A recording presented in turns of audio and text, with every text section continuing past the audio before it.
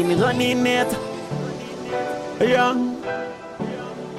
kuti sei uchidanana nevanhu vakawanda. Oh.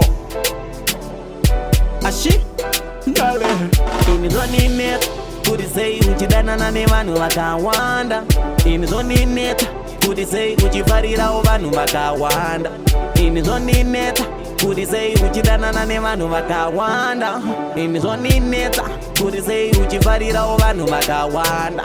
Mapridikeli nondida ere inga ndinokuda unobuma ere saka ndati tande muntu wako ida munhu wako bebo satore siri zvako ida munhu wako ashi ndakakuona una breeze wakundinyeperoti akubvunza jize baby ndenonayo inizonimeta kuti sei uchidanana nevanhu vakawanda.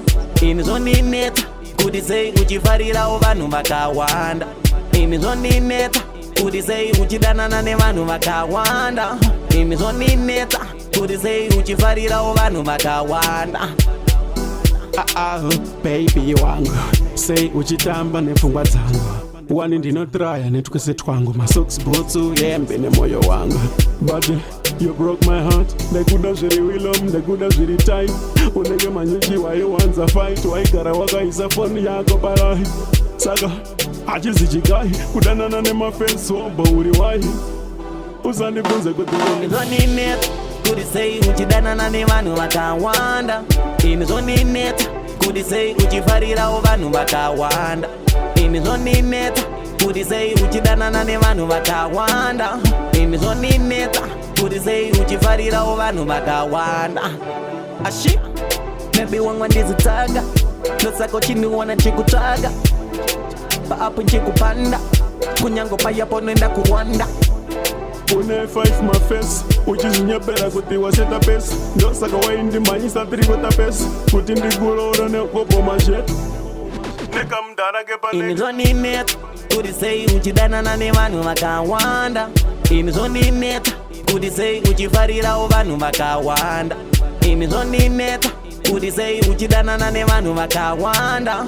Inizonimeta kuti sei uchifarirawo vanhu vakawanda.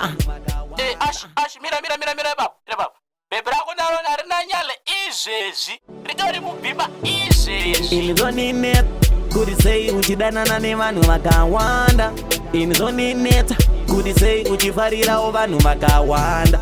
Inizonimeta kuti sei uchidanana nevanhu vakawanda. Inizonimeta Smart, you're the best.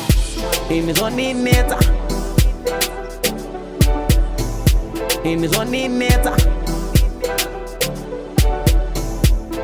kuti sei uchifarirawo vanhu vakawanda. Kuti sei uchifarirawo vanhu vakawanda.